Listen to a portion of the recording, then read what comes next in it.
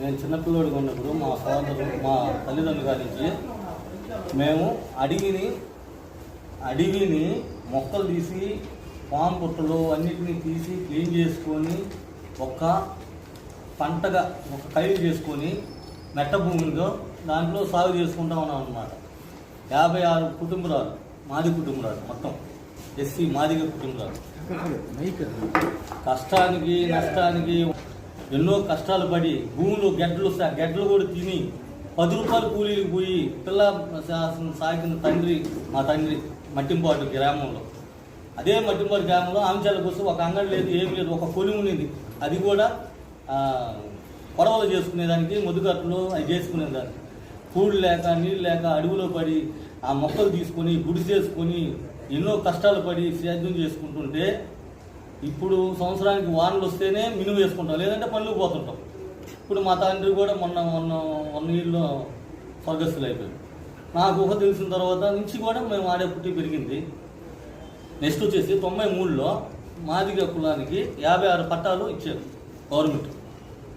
దానికి ముందు ఏంటంటే మెట్టా చంద్రశేఖర్ రెడ్డికి పట్టాలు ఉన్నాయని చెప్పేసి 560 ఎకరాలు ఉందని 560 ఎకరాలు ఉన్నాయని ఇందిరమ్మ ప్రభుత్వంలో భూసేకరణ కింద అతని దగ్గర నుంచి 560 ఎకరాలు తీసేసుకొని అతనికి 200 ఎకరాలు కృష్ణాపట్నం కాడ ఇచ్చినట్టుగా మాకు కొంచెం తెలిసిందనమాట. ఇచ్చి అది గవర్నమెంట్ హ్యాండ్ ఓవర్ అయిపోయింది. అప్పటి నుంచి గవర్నమెంట్ ఏం చేసిందంటే పేద ప్రజలకి ఎస్సీ ఎస్టీలకి అనే టైపులో కేటాయించి భూమిని చేసుకోమని సాగు కింద ఇచ్చిందనమాట. తర్వాత 83లో పట్టాలు కూడా చేసి ఇచ్చింది.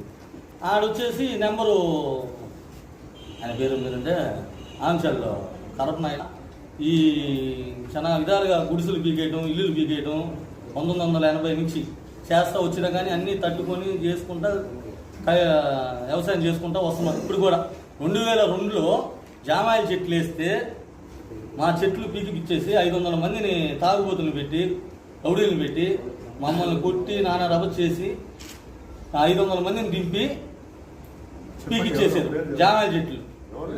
విష్ణువర్ధన్ రెడ్డి మనుషులను పంపించి మా పైన మా కైలో వేసిన చెట్లన్నీ పీకేసి చించేసి అడ్డముచ్చిన నరికేదాన్ని కూడా సోమతి ఇచ్చారనమాట. వాళ్ళు అంటే తాగేసి కత్తులు ఎత్తుకొని వచ్చేసారు.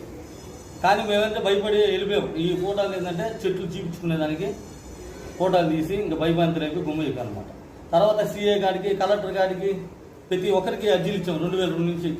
అయినా కానీ మా దగ్గర కేసులు తీసుకోండి, మీ దగ్గర కాగితాలు ఉన్నాయి అని. ఎందుకంటే పై నుంచి పెద్ద దారులు రికమెండేషన్లు ఫోన్లు చేస్తున్న వాళ్ళు మమ్మల్ని పట్టించుకోకుండా కేసులు లేకుండా చేశారు. కావాలంటే పట్టా